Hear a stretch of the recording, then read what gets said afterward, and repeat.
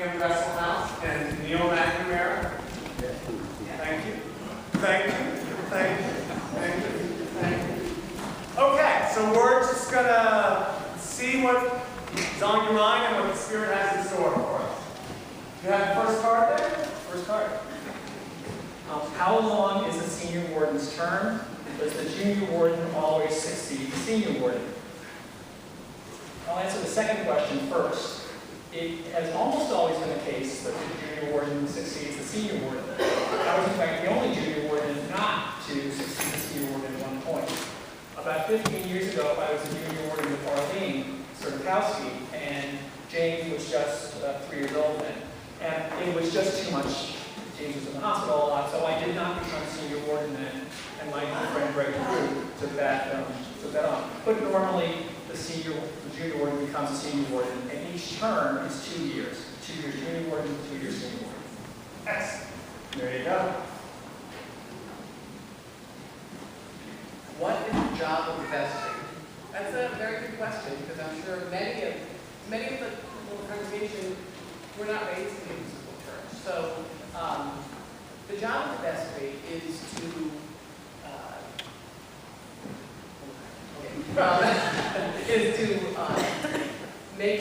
basically run the church and assist the priest in running the church. So we make decisions, we vote on issues, we have minutes, we discuss how the church should be run. There are the canons of the church that we are responsible for following. And the vestry is made up of elected members of the congregation who serve terms, which are based on our own bylaws. So, the vestry basically runs the business of the church, while the priest runs the operation of the church. Is that a fair statement?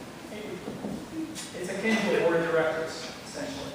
We oversee the finances, we oversee the property, we discuss strategies and long-term vision with Tim and settle on what the goals of the church are going to be. So it's both a sort of in the moment job and a job of setting a vision for the parish. Okay. You got another one there? Attendance, how has it been over the last few years? My sense was that the attendance was very good when Father Craig was here towards the end. Then during the intro period, we went down a little bit. And I think since Tim has arrived, it has gone up again. So I think that our average Sunday attendance is in the high 200s. Is that right? 75, 80. And I think that's a little higher than it was under Craig. I love it. I'm just handing out cards. Good. Why not provide monthly financial updates to the church? Revenues, expenses, key items.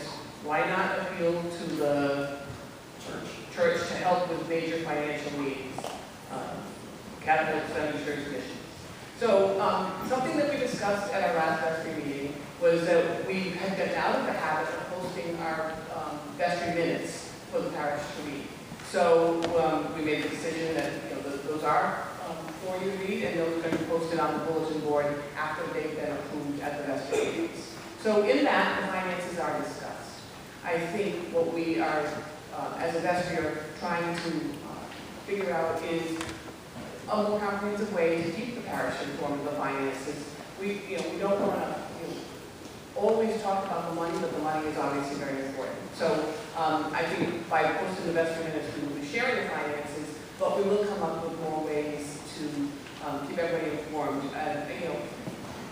We've been talking about it more and more, but I think we need to be a little more explicit in how we discuss finances with the church. And just the same question came up at 8 o'clock, and it was a little more direct, and I was fairly direct in my answer.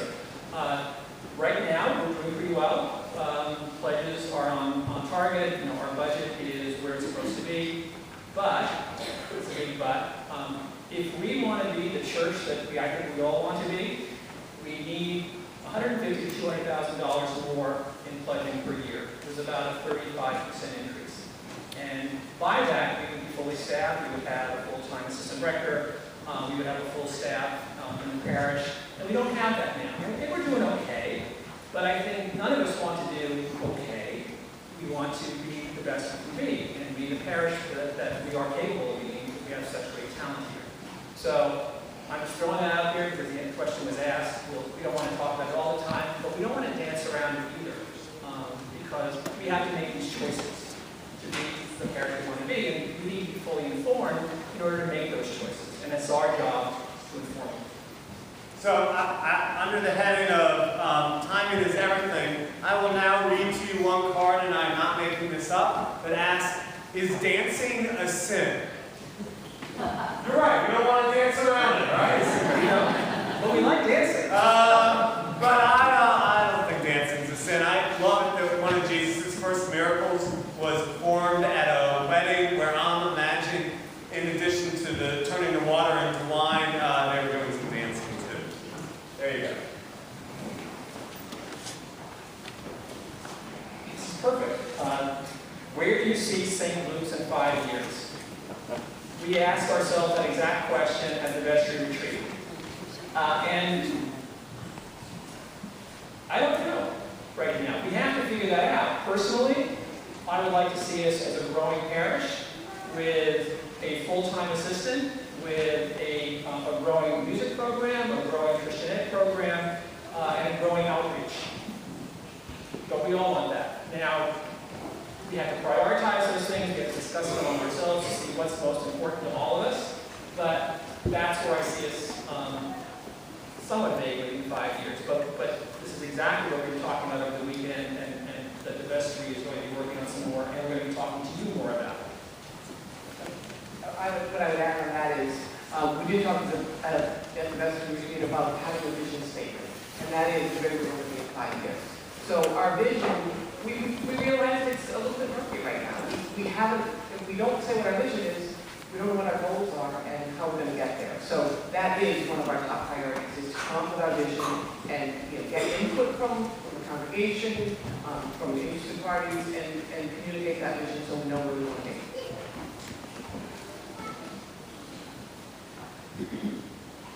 Can anyone be on the vestry, and how are vestry members chosen? You have to be on the vestry. I think there's only 2 requirements: that you have to have been received in the church. Is that right? Right. And you have to be a pledging member. Be a member, right? Right. Those are the only 2 requirements. Beyond that, anybody can be on the vestry. How are vestry members chosen? I think there's an age requirement too. I think it's going to be 16 or older. 16 or older. The way vestry members are chosen is that there's a nominating committee. Names are received by that nominating committee. We sit down and talk about names. And then, frankly, the names that we put forward, we try to think about the composition of the vestry. Where are we in terms of generations? Where are we in terms of 8 o'clock and 10 o'clock representation? Where are we in terms of gender representation? Where are we in terms of sort of ideological representation? And we try to put together a composition that is representative of the congregation. So that's how the vestry gets assigned. So I've got a question here. It says, how do you see the spiritual development of us as individuals provides a foundation for the good work that we do as a church throughout the community? So I think it begins with what's going on in our own hearts.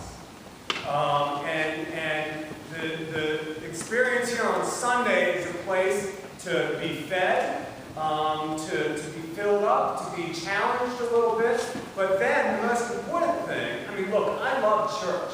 But the most important thing is that if somehow what we do here in church informs you and is relevant to what you're doing out there in the community. Because if church isn't feeding you individually and isn't forming you individually and spiritually, then, you know, what good are we?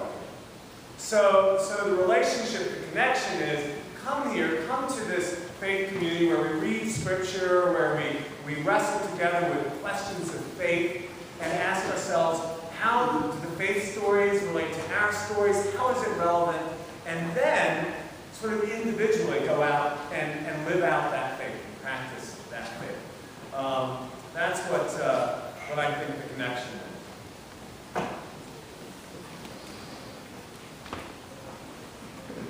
This is to you. Air conditioning this summer? Question mark, question mark. Air condition or prayer condition? One of the first things that Tim ever told me after we called him was that he worshiped air conditioning. I'm going to leave that to him to answer. I'll leave that to you all to answer. It feels pretty good right now, but a month from now it might be a little steamy. I want to be mindful of time, and so there were a couple of questions that were sort of general questions about faith, and let me just say a few quick responses about that. One was a question about, so how do we deal with interfaith, that is to say, our Jewish brothers and sisters and people who believe something other than the Christian story. And I mean, I think that one of the powerful pieces of the Episcopal Church is that it keeps an open ear to other stories. Personally, I'm informed by other faiths and formed by other faiths. I think that we're richer when we're talking with people, whether it be people that are Muslim or Jewish or Buddhist or whatever, because first of all, we can find things that we share in common and understand those must be really essential human truths and spiritual truths if they are so sort of common. For instance, the golden rule or love one another and love your neighbor. I mean, that is held true across a myriad of faiths. And then we can also sort of be informed and be challenged a little bit too. So I love the fact that the Episcopal Church keeps an open ear to the other faiths. Certainly, as we live out our faith here in East Greenwich, we work closely with the rabbi and the synagogue here and doing ministries as well as enjoying fellowship. There's a question here about confession. Do we do confession here? And we do confession here. We do confession in a corporate way. If you also want to ask for an individual confession, I make appointments and people come individually, but we don't have confessional booths. We do it in my office or downstairs in the chapel or some sacred space like that. But that's sort of how we walk that balance between being born out of the Roman Catholic tradition, but sort of also making our own way. So there are so many other questions, and I thank you for asking them. We'll answer more of them in our anchor, our newsletter, but I want to be mindful of time. I want to end by really thanking Pam and Neil for telling you you've got a great Vestry. They were so generous with their time. They were prayerful. They were thoughtful.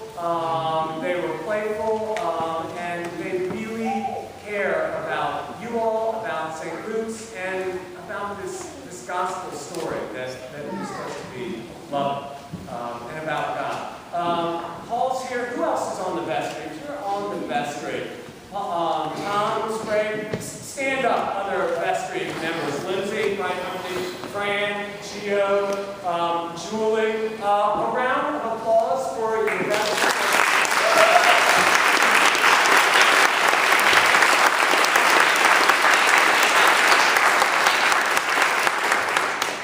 So talk with them and ask them all the questions that didn't get answered here today. Thank you. Can I have an amen from the congregation? Amen. Thank you all so